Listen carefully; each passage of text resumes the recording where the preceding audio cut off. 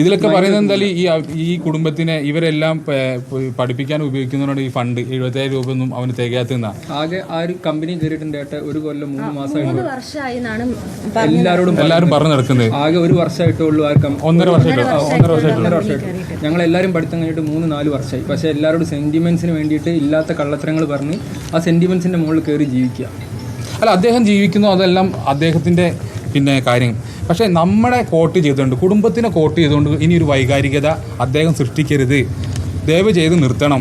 ഇല്ലെങ്കിൽ ഞങ്ങൾക്കത് നിയമപരമായിട്ട് പോകേണ്ടി വരും. കാരണം ഞങ്ങൾ കുറേ ബന്ധപ്പെട്ട് നേരിട്ട് നിർത്താൻ വേണ്ടിയിട്ട് നിൽക്കുന്നില്ല. അതുകൊണ്ട് മാത്രം ഞങ്ങൾ ഈ കഴിഞ്ഞ 3 ദിവസം ഞങ്ങൾ നേരിട്ട് ബന്ധപ്പെട്ട് നിർത്താൻ വേണ്ടിയിട്ട്, പക്ഷെ നിർത്തുന്നില്ല. ഓരോ ദിവസം പുതിയ 3 യൂട്യൂബ് ചാനൽ പിന്നെ നിങ്ങളൊക്കെ ശ്രദ്ധിച്ചിട്ടുണ്ടാവും. മൂപ്പരാൾക്ക് അറിയാത്ത ഏതൊരു നമ്പറിൽ നിന്ന് കോൾ വന്നാലും അത് മറ്റൊരാൾ വീഡിയോ എടുക്കും, എന്നിട്ട് അത് സ്പീക്കറിൽ ഇട്ടിട്ട് ഇങ്ങനെ ഒരു സെന്റിമെന്റ്സ് ഓഡിയോ പോലെ ഇതാക്കിയിട്ട് നന്ദി പറയുന്ന വീഡിയോസ് അതിങ്ങനെ ഡെയിലി ഇട്ടുകൊണ്ടിരിക്കുക. ഇതൊക്കെ അതാണ് ഞാൻ പറഞ്ഞത്. ആവശ്യമില്ല.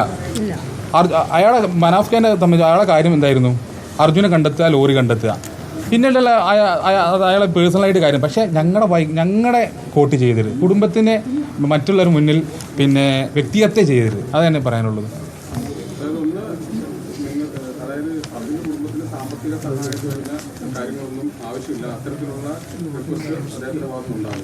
ഇല്ല, അല്ല, ഇപ്പോൾ പല ഫണ്ടുകളും അദ്ദേഹത്തിന് ലഭിച്ചിട്ടുണ്ട്. അതെല്ലാം ഇതൊന്നും ഞങ്ങൾ അറിവോടല്ല. ഞാൻ ഇപ്പോഴും പറയണം,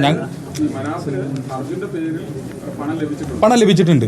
അത് എന്നെ വിളിച്ച് പറഞ്ഞിട്ട് അതിൻ്റെ എല്ലാ കാര്യങ്ങളുണ്ട്. പണം ലഭിച്ചിട്ടുണ്ട്, അത് ഇവിടെ ഇടാം. പക്ഷേ അങ്ങനെ ഒരു പണം സ്വീകരിക്കുമ്പോൾ നമ്മളോടല്ലേ ചോദിക്കേണ്ടത്? നമ്മളോട് ചോദിക്കണ്ടേ? ആര് പണം തരികയാണെങ്കിലും നമ്മളോട് ചോദിക്കണ്ടേ?